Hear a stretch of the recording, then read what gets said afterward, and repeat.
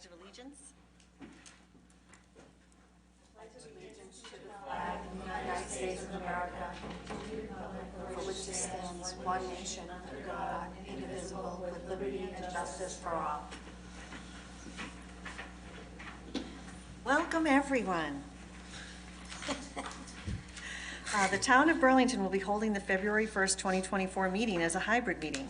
The governor issued an executive order on March 12, 2020, authorizing remote meetings under General Law, Chapter 30A, Section 20, and extended by Chapter 2 of the Acts of 2023, including permitting remote meetings and participation until March 31st, 2025. As always, members of the public are welcome to attend this in-person meeting, but please note that while an option for remote attendance or participation is being provided as a courtesy to the public, the hearing will not be suspended or terminated if technological problems interrupt the virtual broadcast. Members with particular interest on an item on this agenda should make plans for in-person versus virtual attendance accordingly. To join the WebEx meeting, to participate, go to townofburlington.webex.com. Our meeting number is 2345-000-5088, and you can join by phone at 617-315-0704. The link is also available on the Town of Burlington calendar. We are being broadcast on the BCAT government channel. You can find it on Comcast 99, RCN 15, and Verizon 41. We are streamed on Facebook Live via the BCAT government Facebook page. Thank you. Is Vice Chair Rappaport online? I am not seeing her Okay, online. well then we don't have to do a roll call. That's why I was asking. Okay, if she comes on, let us know and we'll start doing roll calls. Perfect. Okay, I believe we have some continuances. May I have a motion? Madam Chair, I'd like to make a motion to take items 7A and 7B together for discussion purposes. All those in favor? Aye. Opposed? Okay, so it's 5-0. Second on those, or? Oh, I thought somebody seconded. Okay. Who seconded? Didn't, who seconded? Wait, we need to tell who seconded. I didn't. I can, if you want. Please do. Second. Do we need to vote again then? All those in favor. Okay, all those in Aye. favor? Aye. Opposed? Abstained? 5-0. Item 7A is a public hearing, application for approval of a special permit pursuant to 4.2.6.14, establishments for contractors in such services as, but not limited to building maintenance, plumbing, landscaping, electrical, masonry, carpentry, well drilling, of the zoning bylaws. 5 to 3 Ray Avenue, Hub Building Maintenance is the applicant.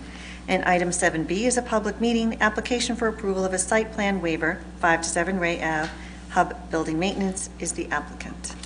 Madam Chair, I would like to make a motion to continue these matters to the Planning Board meeting of February 15th, 2024, as requested by the applicant's attorney in an email dated February 1st, 2024. Second.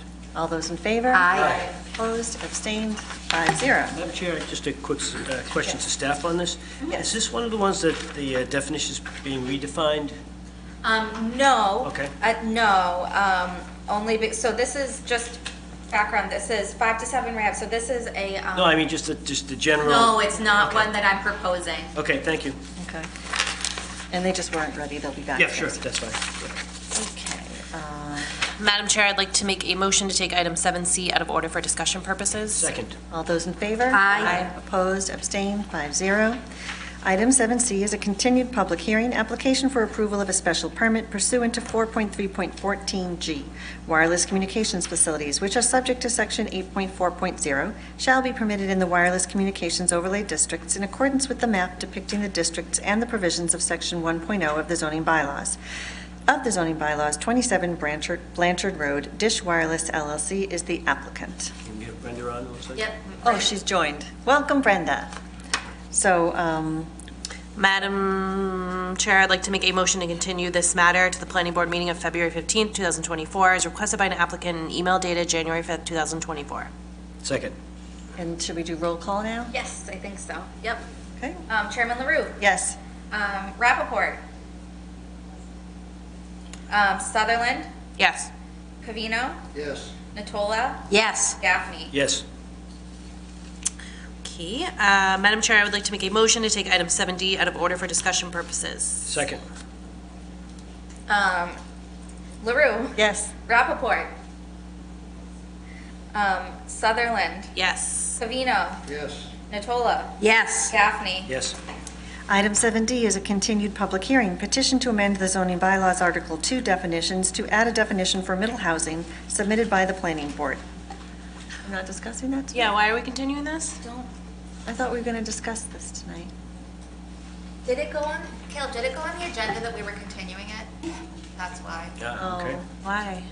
We can still talk about, we can, in Discussions? discussion, we can Okay. still talk, but like, this is like opening a Okay. public hearing for it. Okay, we can talk about it in So it's okay. discussions. It's not, Okay. we're not. Okay. Madam Chair, I would like to make a motion to continue this matter to the planning board meeting of February 15th, 2024. Second. LaRue, Yes. Sutherland, or LaRue, Rappaport. Sutherland, Yes. and Covino, Natola, Yes. Gaffney. Yes. Next on our agenda is public participation. If there's anyone in the audience online who is here to speak on an item that's not currently on our agenda, please raise your hand. Seeing no one, we will move on to announcements. Yeah, so even though we just passed January town meeting, the deadlines for May town meeting are now just around the corner. The articles must be submitted to the selectman's office by February 13th. They must then be advertised for the planning board hearing by March 7th, and the final planning board hearing for these items will be March 21st. So that is coming up soon. The public forum for progress on environmental cleanup in Burlington Central Business District is going to be February 21st, and that's going to be from 5:30 to 7 p.m., and that's going to be at Grandview Farm. And I know we did this the last time she wasn't here, but we'd like to welcome the new recording clerk, Julie Falkingham. Thanks for joining us. Welcome. Welcome. Welcome. Glad to have you. Okay, any other members have announcements? No? Okay.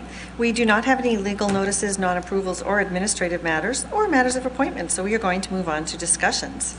Our first discussion matter is the MBTA Communities Working Group, which met last night.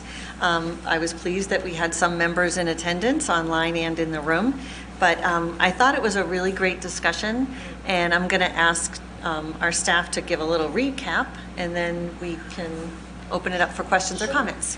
Sure. So the process for this has been, MBTA communities, I know that you guys know this, but for people at home, we need to have, the state is requiring towns to have a zoning district that allows multifamily by right, and it needs to be 50 acres.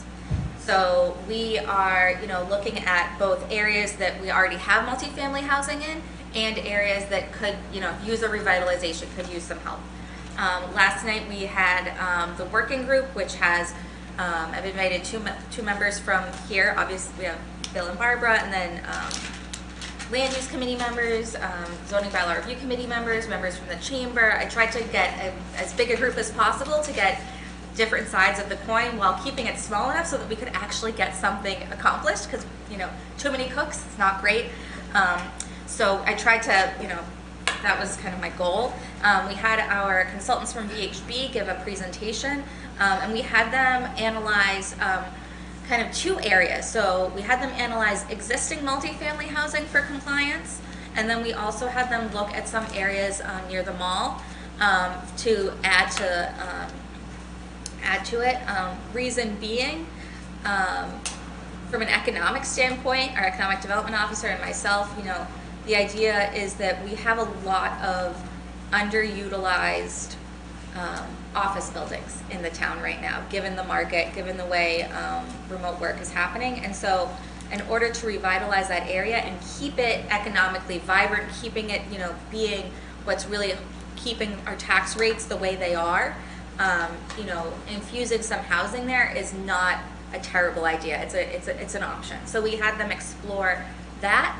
And it's kind of like, at this point, I think it's kind of like figuring out the puzzle pieces to figure out how do we comply with the state, because, as far as I'm concerned, I'm not concerned that we can't comply. I think it's not a heavy lift for this community. There are other communities that are in much dire straits than we are, and so honestly, we're in much better shape than most other communities. But it's just figuring out those puzzle pieces, and I think that's kind of where we left it. Is kind of, we really discussed those puzzle pieces last night, and I was so glad with the conversation that went on.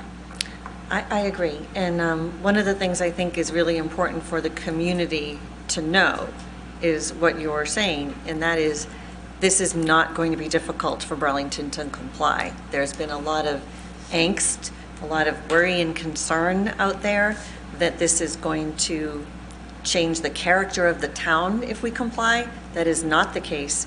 It will probably have no impact whatsoever, or a very minor positive impact. Yeah, no, So there's no concern. Do we want to go through the options that were considered, or the one that we ended up telling the consultants to pursue? I think so. I think that so based upon the conversation, there's those puzzle pieces. I want them to look at some other puzzle pieces before we Okay. kind of go through it. Okay. But at some point, I do kind of want to bring that to the group when we have it more solidified. But I feel like last night was so helpful and really gave me a good idea of kind of what to discuss with the consultants and to give them a clearer kind of focus on what we're looking to accomplish. I mean, if you want to go through some of the slides, we can, but I don't want to get too deep into the weeds at this No, point. I don't think we need to do that. We actually had a pretty good showing from planning board at the meeting, but I wanted to see if any other members had questions or comments they wanted to make on what they heard last night, or questions about if they were not able to attend. Ernie? My ears are a little blocked. Can you speak up just a little? Oh, sure. Sorry. Thank you. Did you want to make a comment about the meeting last night? Oh, yeah, I would. Please go ahead. I joined the meeting remotely last night, and as Liz says, it was really, it was a diverse group of people. Some developers actually showed up, which was good, because as a result of being very intimately involved in the town center, if you don't get the developers, you don't get change. But I had two questions, or one question for Liz and then a comment. Liz, you said we have to not permit, but allow by right 1,043 units. Where does that number come from? So this is where it gets into the weeds. Sorry, this is where we get into the weeds a little bit. So the state has given a number. So it's based upon the percentage of housing units that we have. The state has made this determination that there's a percentage of the housing units that you currently have, and that's where they're getting the number 1,043. I think it's Okay, 20%. and that's based on the 2020 census, I Yes. assume? Yes. Okay. And so that's all based on the 20% census. So for the state to deem us compliant, we have to demonstrate, again, nothing has to be built. We have to demonstrate to them with our compliance model that whatever we zone into this overlay, we would pretend that that overlay is like bare ground, and that area could accommodate 1,043 units. Okay.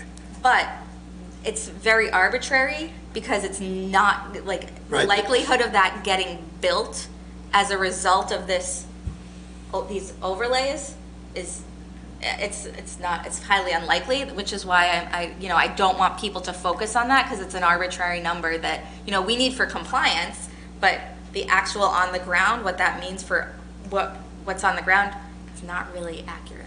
Okay. And the other thing was, there was talk about possibly, or most probably, using the units we already have. And I just would like to maybe, through Liz, ask the consultant if they could look at any unintended consequences that might Yep. evolve from Yes. that. Because I know that on some of them, because in order to reach the I know it's 15 units per acre, but it's also 1043, or 1,043. And in order to reach the 1,043, you might have to get denser than what already exists there. Could Yes. they look at that? And Yep, maybe we come back? could, Because and- I think people would be interested in that, Yes, because yes, I know we had talked about possibly Lord Byron, maybe Beacon Village, and since they're already quite built out and they appear to be more than 15 units per acre, that maybe nothing would happen there. And I think the majority of the people there that I could see expressed the opinion that they'd like to see those stay because they're one of the few really affordable, in quote, housing abilities in town. And I would agree with that. I'd like to see them stay. I don't want to see them, Right. especially Lord Barron sits right beside Nordblum, and those units, if they were market rate, would be Right. very expensive. I know my son actually owns a condo that he had before he got married, and he kept it, Hallmark Gardens. And the rents he's able to get out of there, or the rent he's able to get out of there, I thought was interesting, let's put it that way. And he doesn't seem to be lacking a tenant. Right. There's lots of people, especially before we got into working remotely, he had one tenant that actually lived in New York, and he would come to work for the week, And stay in live the there. condo, and go Oh. home for the weekend, and he wasn't alone. I mean, there were, Yeah. he found out that there were more people like that, so the market is there for market rate units, and Right. I don't think we want to lose our affordable units if we can keep them, is what I I'm agree saying. completely. I think, as you said, we need to make sure that we're very careful about the unintended consequences. And one of them, as you said, could be increased density. The other one is that we could lose those communities that are vibrant communities with lots of people living in them, and the rents are affordable for them, and it's a good thing. So we don't want to lose that. And that's was a big part of the conversation last night. We might actually have to, if we use those two, might have to augment them with something else to make sure that, Yeah. Well, and I Thank think if we end up not going that route, having that information that you requested would be very helpful to explain why we weren't going that route. So I think either way, getting that would be very helpful. You had made a comment that, you just made a comment that the puzzle pieces included looking at vacant offices. But I didn't see anything that actually referenced reusing space where there were vacant offices. So maybe I misspoke. So my point was, the point that I was trying to make is that we need to attract office tenants. We need to keep the Mall Road area vibrant. It's really hard, and this comes from engineers, developers. It's really hard to convert existing office into into housing because it's too wide. The floor plates of those buildings are way too wide, and so you almost have to hollow them out so that people can have windows, right? And so it's almost better to scrape and redo. My point is that by infusing housing opportunities in that area, you bolster the value of those office buildings. You attract people who don't want to commute to work. Maybe they don't want to come into work. Their boss is saying, well, we're done doing roll up, everybody come in, but they don't want to because they're up in New Hampshire and you know what I mean. So housing as an economic tool, I think, is something that we should make sure we really think about and have in our back pocket. Whether or not we use MBTA communities as the mechanism for that is something that we talked about last night at the meeting. But I think that that's something that we really need to be thinking about is, how do we make sure that the Mall Road area stays vibrant in 30 years from now, right?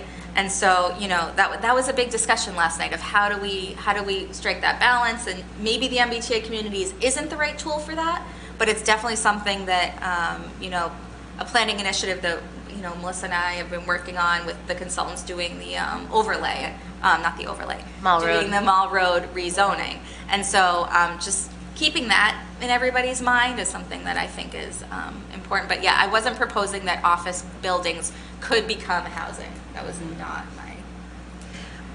I think actually something you said is an important thing that we need to talk about more, just so that the public can understand that it's a concept that I don't think most people think about, that housing can be something that drives economic development. I don't think that's something that most people are used to thinking Right. about housing. We think of housing differently. We don't think of it as connected to our economic viability. Oh, yeah, so is. Oh, yeah. Although now that I'm thinking about it, why wouldn't we zone over an office space, regardless if it's easy to convert or not? Great question. So that was one that we kind of touched upon it a little bit last night. Melissa Tintakala, so she's been the one that's really been spearheading the mall zone. Yeah, Mall Road rezoning. One of the things that she feels, and I think she's right on the market conditions, she's very bullish about the interest in our Mall Road area, and that we could develop it with no net decrease in commercial. Because what she wants to do is she wants to do infill where you have commercial on the first floor and housing above. So that, and even if you were to scrape an office building, that you would be mandated to do office or commercial first floor and then housing, so that you wouldn't necessarily lose all of that commercial tax rate that you're getting. So she doesn't, so caveat, MBTA Communities does not allow towns to mandate mixed use. So by putting MBTA Communities over commercial, we potentially could kind of lose the leverage that we have. Okay. So. Thank you, Madam Chair. Okay. Yeah, I was pleased about the meeting, a couple of reasons. One is that there was an opportunity where we had consultants come in and it wasn't a done deal. So there's been a couple of projects that I've been involved in, listening in on recently, that the consultants come in, it's a done deal, and there's really no room to move because they've done all this work, and I think it was a great cross-section of people, and everyone's voices were heard, and going back with some input to the consultants. So I was really, really pleased with that. Kind of a change what I've seen from projects in the town over the years. The only comment I would say is that I didn't see any of the existing multifamily 40Bs covered there, and I know there's some questions on that, but I think they're newer. I think there's an opportunity there if we're not going to go over to Lord Barron, maybe apply those questions with regard to the affordable housing aspect of it. But if we could take a look at that as well, I think there's opportunity there to maybe include those. And again, it would be a slam dunk with no concern about adding units today, but again giving us flexibility in the future. Liz, is that something that we need to get town council to give us an opinion on? Or? Sure. So just recap for people who might be watching at home. So one of the reasons why I am hesitant to put MBTA Communities over a 40B is because at its essence, a 40B is a variance for zoning, for the use. So most 40Bs are put in single-family residential areas, right? And so it's a variance to allow for multifamily that the state gives if you're below your 10%, right? And so if you were to overlay MBTA Communities on top of that variance, does that negate the 40B, therefore rendering those units that need to be perpetually affordable, that the developer no longer needs to meet those requirements? Now, there isn't case law on it. It's probably not going to come out until it's probably going to be decided in the courts over the next few years. But as from my perspective, it's not something from a policy perspective, it's not something I'm willing to risk. And I don't want to be that town that puts us in that position where we need to pay for more town council and do So that was my thought process, Bill. Did we get any? Just for town council now to get their thought on it. I can double check with her. I think she's of the same opinion that it's probably going to be figured out in the courts. And the other thing is MBTA Communities won't allow us to mandate affordable. So that ornament, so. Yeah, so on that, they don't require that your MBTA Communities overlay have any affordable in it. We are, what I'm proposing to you, Right. is the town, is that In our overlay, we 15% affordable, which is what is currently in our bylaws today as the inclusionary zoning requirement. Didn't someone last night say that with MBTA communities, we can't require more than 10%? You are correct, Barbara. More weeds that we're getting into. Okay. No, I but don't think any of our 40Bs were at the 15%, all of them, except maybe They're for all the new one. 25. they're 25, yeah. Yeah. So No, it's, I wasn't talking about 40Bs, I just, wherever we put Yeah. it, we want to make sure there's some affordable. And I mean, actually think it's kind of strange and counterintuitive that MBTA communities doesn't require a certain amount of affordable, given that that's the whole reason for doing it. there's a But lot, Barbara, there's a lot of I cannot questions. fathom what the state was thinking about that, but I think we would like to make sure that we have as high a component up to our normal 15% as is allowed. So yes. So according to the statute, it says you can have up to 10% affordable, asterisk. You can go higher than that if you produce a document stating that increasing your affordability in these projects won't Make it uneconomical. make it uneconomical for a developer to do. So we already have money, grant money for that. The state has given us grant money for that. And That so, study? and so, yeah. And so we're doing that. So we are going to submit that to the state so that we can be at our 15%. And Okay. I'm not concerned that 15% is going to make or break a developer. No, and I would Yeah. think that the state would support and respect that, because Yes. that is the whole purpose, and because the fact that we've been doing this for so many years, that's why we're above our 10%, and there are many communities that aren't. Right, and I mean, this, Lifetime is getting built with 13% now. Right, And obviously, that was economical. Right. Although the price of the units is not what we really want to see all over town, but yeah. yeah, I mean, the reason the state put that arbitrary limit on it is because they don't want towns to be able to say, oh, 50% of, Oh, you and know, then that's nobody what. will build it. And then you Okay. wait, and then nothing gets built, right? So that's the asterisk. Okay, I understand, thank you. Yep, no problem. Any other questions from board members? I don't think there's any other people online. Oh, there is someone. No, I was gonna say something. Oh, please go ahead, Caleb. So just for board members and anybody watching at home, I'm going to share my screen that if you are interested in learning more, that we have put together an entire page on our website that when you go here, you'll be able to show in a second, that when you come to the Town of Burlington website, you go to your government, you go to the planning page, you click here, you see this on the left, there's a whole one for MBTA communities housing compliance. If you click there, once your computer loads, there will be a lot of information. There's some videos on here. There's kind of just some bulleted facts that kind of outlining the basics of what's required. This is a presentation that Liz had put together for last year, May's town meeting. I think this was the first time you brought it to town meeting, so kind of the overview of it. There's a couple of articles down here, and this is going to be updated as we go along with the process of different presentations we might have, more facts that might be relevant to putting on here. And I will also plug our social media pages, that the next time we have one of these working groups, that there will be another post about that. So kind of keep a lookout for that, that will be happening once it's announced. That will be posted on there so that everybody will know the date, the location, the time, and everything involving that meeting. Great, thank you, Caleb, that's wonderful. I'm glad, did you let just go live?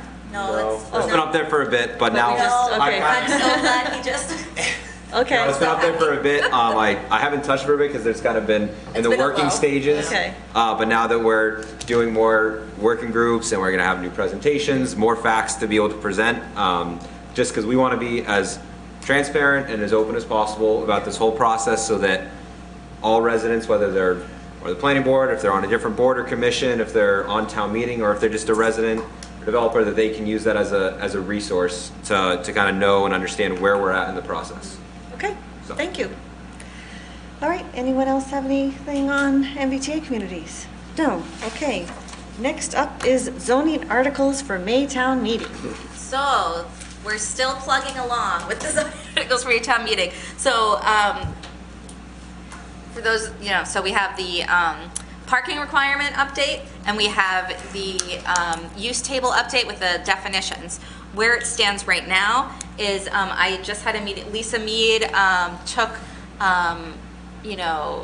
comments from the chamber, and she has reviewed it, and she's given me a bunch of notes about that. Who's Lisa Mead? Lisa Mead's our town council, sorry. Thank you. So our town council has been reviewing it. She gave me some awesome notes. I'm gonna update it for that. I'm gonna give members of the chamber another look at it if they have any additional questions, but it's in really good shape, and it's definitely going to be ready for May. So once that's finalized, I want the final version to be submitted by the 13th. Okay. Can I say one thing?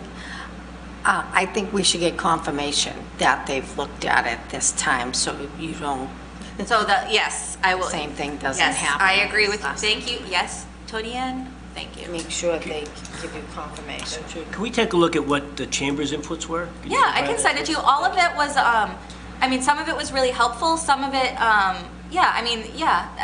so for I actually just had a meeting with Rick today, and I've gotten nothing but positive feedback from the chamber that they wholeheartedly support the efforts, and that they really like this update, and that there are things that they really want.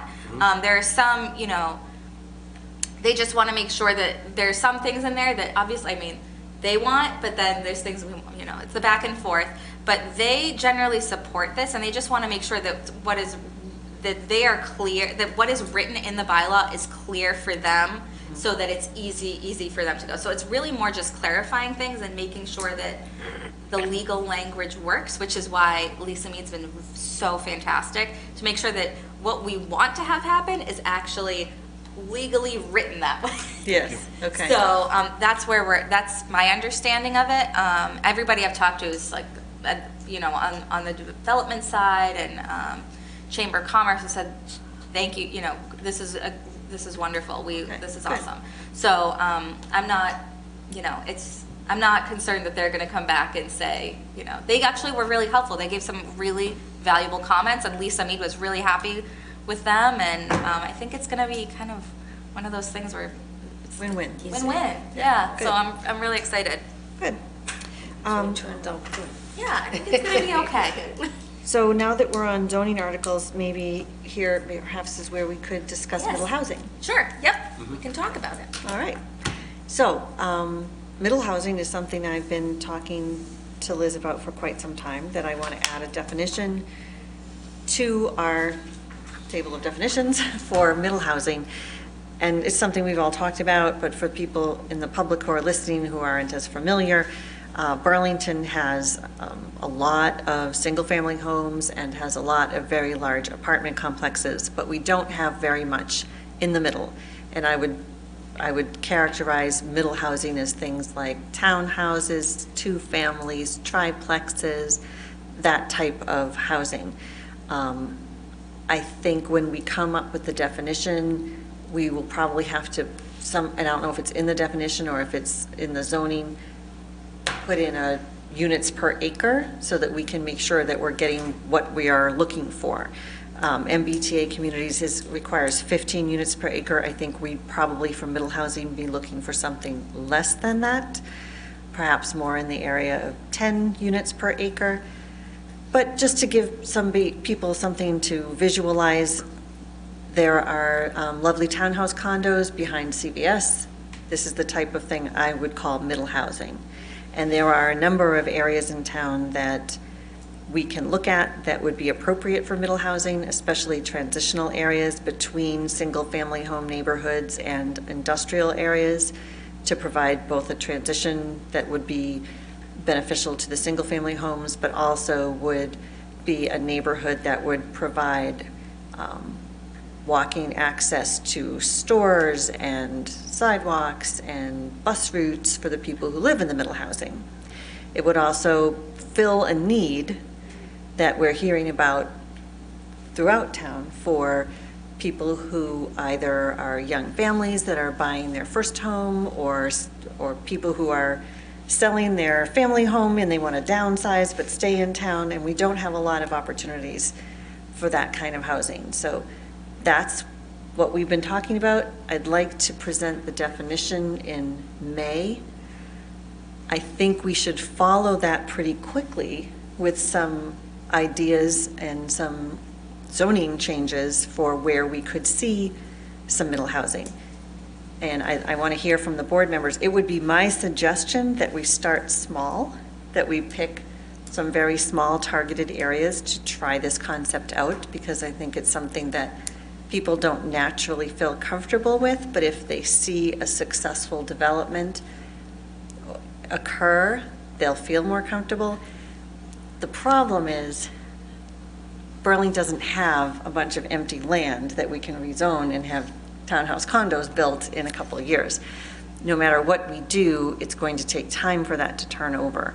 The idea would be, most of the time, it would be upzoning, so that by changing the zoning on that piece of property from industrial or something like that to middle housing, it becomes more valuable as housing. So eventually, hopefully, that property would turn over and be built as housing, but it takes time.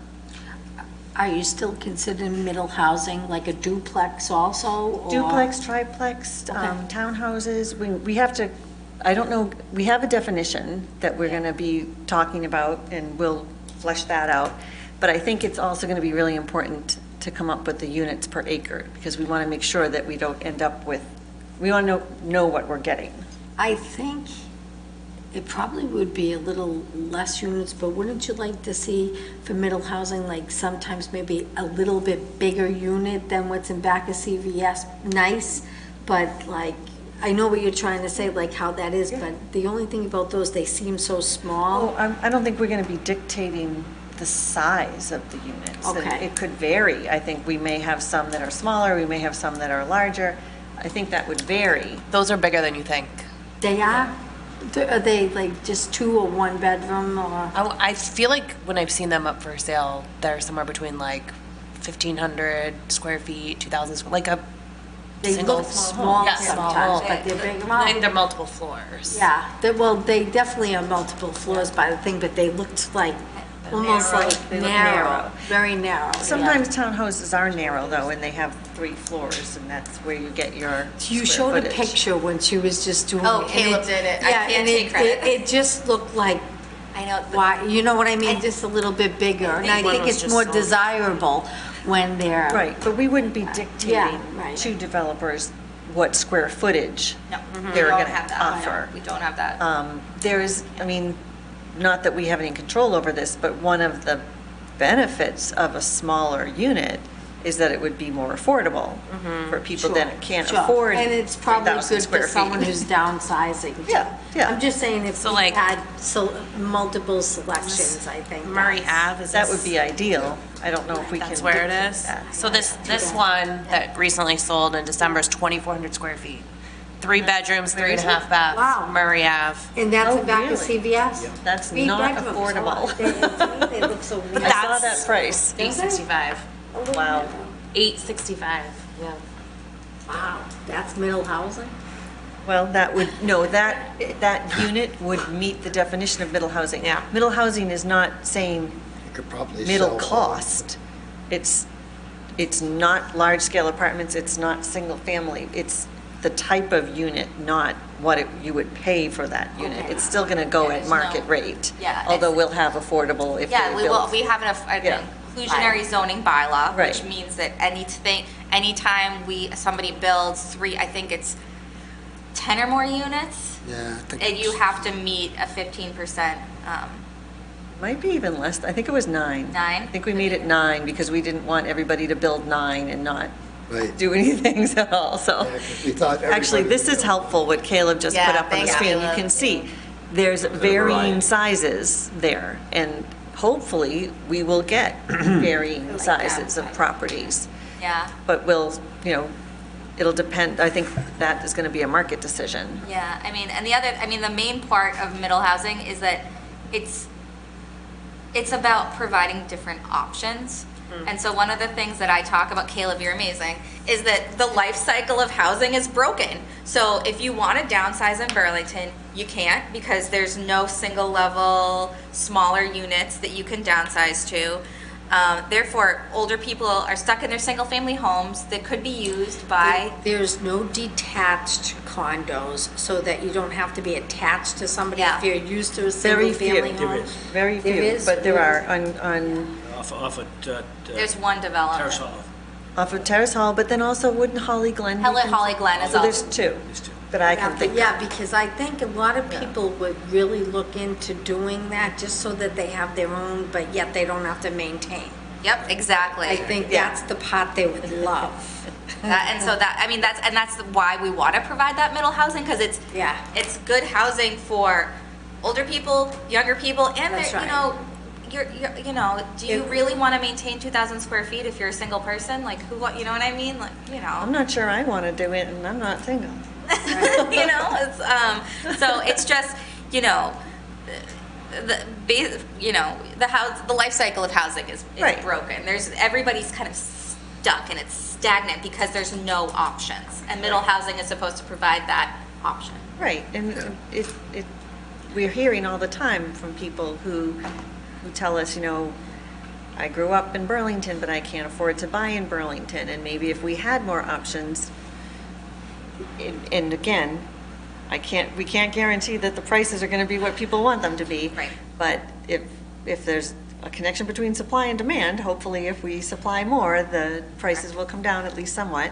It should, but Yeah. it's still going to be market-driven, whatever Yes. happens. Yeah. I mean, whatever we put out there, Right, They're I mean, putting up, for $865,000, you can buy a house behind CVS yeah. that looks tiny, as Tony says, but Well, It's it's bigger than it 2,400 square looks. feet, that's not tiny. Right. Yeah. but That's a I normal guess size it's house. narrow. I guess that was what it is, the single family, like, Maybe. it doesn't Yeah. show like, how some of them bedroom, have three double. baths. Well, they look like, when you look House. at townhouse-style condos or brownstones in the city that are Yeah. relatively narrow, but they do have a lot of space Yeah. because they go back pretty far and they go up pretty far. No. So, we're not going to be dictating exactly what they look like. It's more the style and the units per acre. But also, I think as part of this, correct me if I'm wrong, what we would want to do is put things into the bylaw that require things like nice wide sidewalks and some green space. I and, definitely think If that it's a would- community like this, maybe it's a place for children to play, stuff like that. So we can build all that in, so we have some control over what we get, although not complete control. Wilmington's putting in some right now, and the problem is, it was looking beautiful. I thought they looked beautiful. And then they put, where I thought they could have done great landscaping, they put another whole set of them right in front, and I'm like, Right. wow, they just wrecked all But it's that probably not landscape. Wilmington who's doing it, it's a developer. Oh, I'm Yeah. sure the developer, I'm just saying it's Yeah, in it's Wilmington, happening but in the developer, Wilmington, but yeah. I'm just saying the attractiveness, it looked beautiful. Yeah. Just to put in that much, I'm sure they're gonna make much more Right. money, but I'm just saying it. But that's why we have to. Right, you know where the 99 is in Yep. Wilmington? You keep going straight on that road, and they put them right on the left-hand side, right before you get to the lights. It's called Rachel's Village. They were really nice units, but But that's why we're gonna have to put things in there about setbacks and green space and all of that. So we do have a definition, right, a working Yeah, definition? we have a working definition. What we're saying, 90% of pretty much all of what has currently been built in the town center is middle housing. Mhm. Because in my analysis for doing MBTA communities, when we're looking at units per acre, all of those are under 15 units per acre. They are, they provide that other option. And so when you think about what middle housing is, think about all the housing that's been built in the town center is middle housing. Even the one that's across the street from CBS? That is tall because it's it's a narrow site, and so why it looks so tall is because the first floor of that is all parking, because there's right. no Yeah. parking on that site, and so to make it work, they went up. And so while it looks looming, there's not a lot of people that live there, Yeah. and it's all underground parking, and it's podium style, and so they tried to like do nice landscaping and articulate the facade, but, We asked them to make that first floor Yeah. not look like a parking garage. and so, And they succeeded in that, I think. It doesn't look like a but parking that's, garage. that's why. Are the- those It looks good. two-bedroom units? Yeah, I yeah. think It there's a doesn't look like a mix. parking garage. But I do think with this housing or with the zoning that we put together, that is not what we're going to make it so that that's not what we're getting. We're not going to be that close to the street because we're going to have setbacks. I'd like So it would that have to be better. pushed back. Me too. You know, that, not that there's anything wrong with that, but that's not our goal. We don't want it to be that close to the street. I think if we're looking for places for kids that grew up, in Burlington to live or whatever, we should look more towards the affordable accessory dwelling units, ADUs, where you add to existing stock another, Right. Well, that's a Unit different in thing. quotes, you And know. I think we do need to talk about ADUs. I don't think it's really middle housing. I think that's something else. It's kind of, they're all in the same realm. Yeah, they all are in the housing. same realm. They're all housing, but I don't think what we're describing as middle housing would be covered, ADUs wouldn't be covered under that. ADUs would have to be addressed elsewhere Yes, in the bylaw. And I know there's been a lot of talk about that in town, and a lot of people really want us to address that. We should, but this is not that. I want you guys to know that Bedford Hmm? recently adopted allowable ADUs. The town of Reading has ADUs, so I've been doing research. Are they doing it attached only, or are they having detached ADUs? We'll have to ask Tony Fields. I don't know the particulars. I'm of- curious. But what happens in Reading is that a lot of people build over their garages. Right, And we are, and. yeah. And there's some of that in Burlington, too. Yep, but it's kind of like one of those things, but, I think that's a big question, is attached or unattached. Right. Yeah, a gentleman who used to work for me, in California, he put a unit, if you recall, That's a- crane over and he put in his backyard, so. That's a very California thing. I Right, know so exactly what you're talking about. Detached versus attached and how that impacts, Yeah. it'd be interesting to see how that plays out in Silicon Valley. I actually know someone in California who put two of them in their yard Yep. during COVID, one for his kid Yep. and one for his office. Wow. And, that could, I'm not sure I would advocate for that. And these were prefab, so it wasn't Yes. anything that looked, it was not characteristic of the existing neighborhood and, so there's, Yeah. pluses and minuses of that. Yes, indeed. So, anything else anybody wanted to talk about on the middle housing thing? When are we gonna bring that forward? Next meeting, we could talk about? Yeah, middle let's housing? It Okay. was, the public hearing was Okay, continued to the next so meeting. we'll do that next. So- Okay. All right. Then, the Mass Trails Grant is next. So, Do tell us. this is really exciting. So, we are working with, partnering with Nordblom and obviously working with other property owners along this area. We we're working with BSC Group and a gentleman named Bill Paley, who was recommended by Frank DiPietro. So we have a good reference there. And he specializes in bike lanes, bike trails, mixed-use paths, and all of rail trails, all that stuff, and that's his bread and butter. And so we are working with him, and he has helped us create a Mass Trails grant, and we are looking at connecting Burlington to the Minuteman Bike Trail through Lexington. We're looking at both Adams Street. We're also looking at going up the Minuteman Bike Trail kind of into Bedford. So there's the overpass over 128 that the Minuteman Bike Trail goes over. It's a former railroad And so, and then go through the landlocked parcel. And then up towards like Miter and 62. So there's so it's kind of, it's really exciting. It's going to Yeah. be really fun. And this is kind of a feasibility study. So it's step one in kind of figuring it all out. So I love the idea of doing that through the landlocked forest to get more Burlington residents over there, but how do we get over Route 3? So this would just be a bike trail, and it would be the connection for Burlington to get to the Minuteman Bikeway. There would be a separate spur that goes into Burlington. So Burlington people would still, there's not going to be a bridge. We're not proposing a bridge. I'm sorry. We're not going to propose a bridge. Because it's just like right now they would still have to drive to Bedford. Or they could ride their bike to the trailhead at the Nordblum campus and go 62 to, there's like a mill pond over there, and then down like by the melting pot there on the other side of Route 3. Oh, okay. And so you would, You can get in that way. yeah. Yeah. Oh, okay. I didn't realize that. Okay. What I have up here on the screen, this is on Google, and this is something that anybody can look at, that if you go here to layers, there's something with biking. So this kind of shows that these are various biking paths that of different sorts, and you can kind of see that side of it, kind of the landlocked forest over here, but then off of the Adam Street connection, just to kind of orient people that this is, the red line here is the edge of Burlington, and then you can see that this is where it ends in Lexington, and then Adam Street is right here, as far as where the proximity to where Not a there is long way to already go. existing infrastructure to be able to connect in from Burlington, right off of Middlesex Turnpike.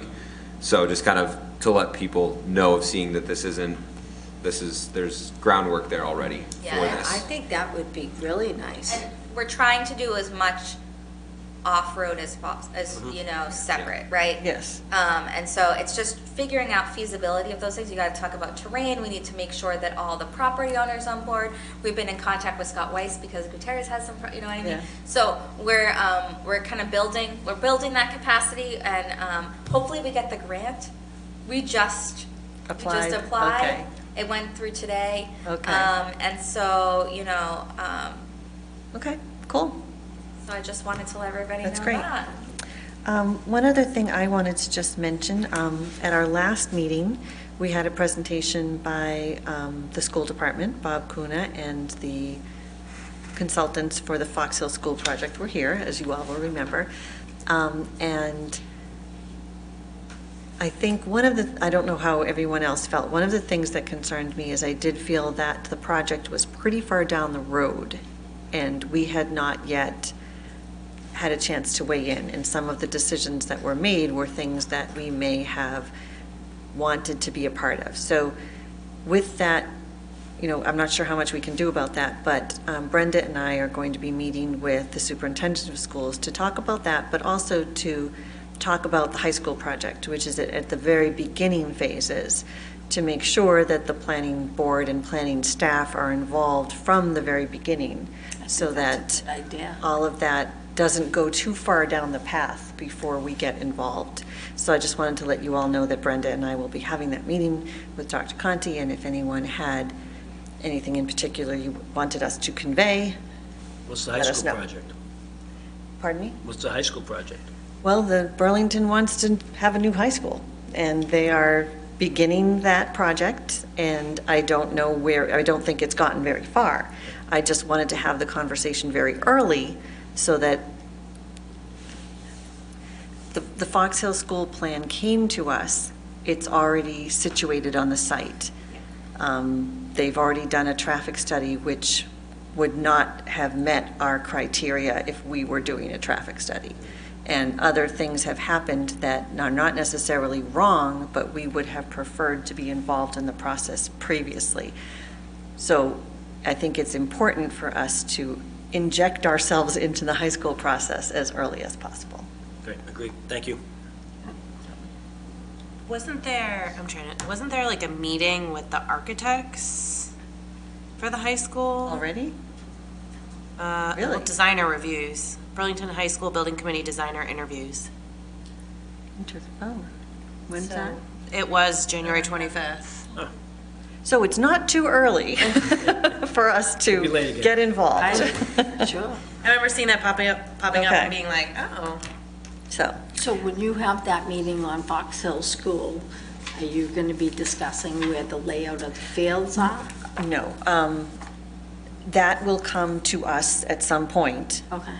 The meeting that Brenda and I are going to have would simply be sort of making sure that the school department understands what we can offer and what our role is and when we should get involved so that we can be as helpful to the process as possible and make sure that they don't go so far down the road and then come to us with something that then we throw a wrench into their plans. We don't want to do that. If we're involved earlier, then that won't happen.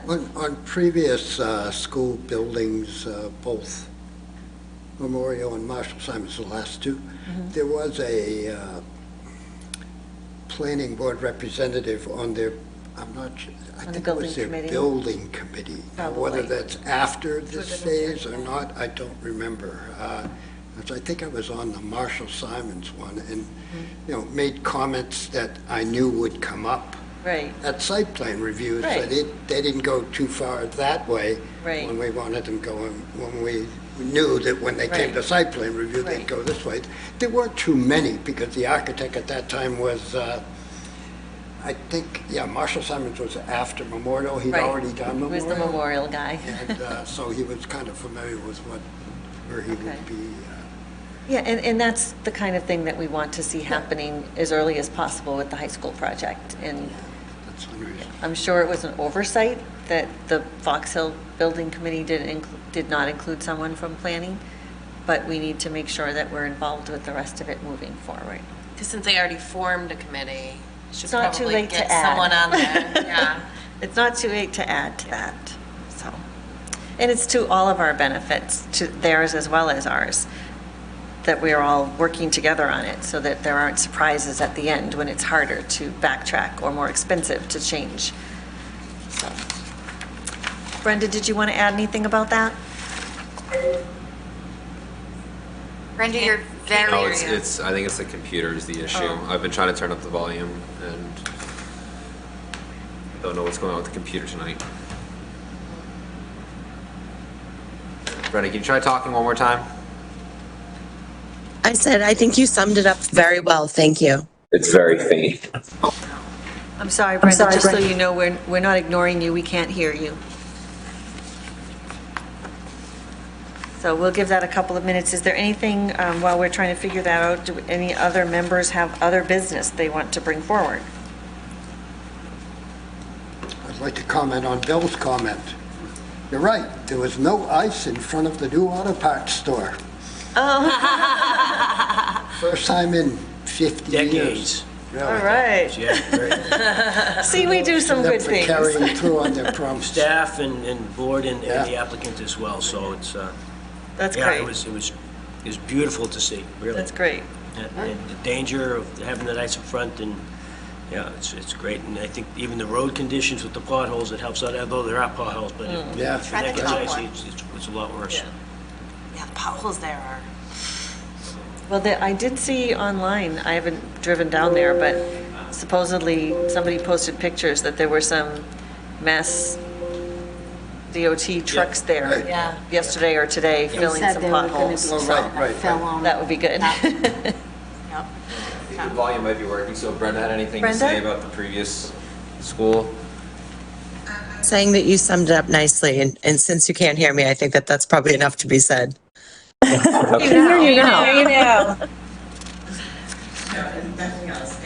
Okay, thanks, Brenda. All right. I think if no one has new business, I am ready for a motion. Madam Chair, I'd like to make a motion to adjourn the meeting. Second. LaRue, Yes. Rappaport. Yes. Sutherland. Yes. Savino, Why not? Yes. Natola, Yes. Gaffney. Yes. All right. Wonderful. Thank you, everybody. Thanks, everyone.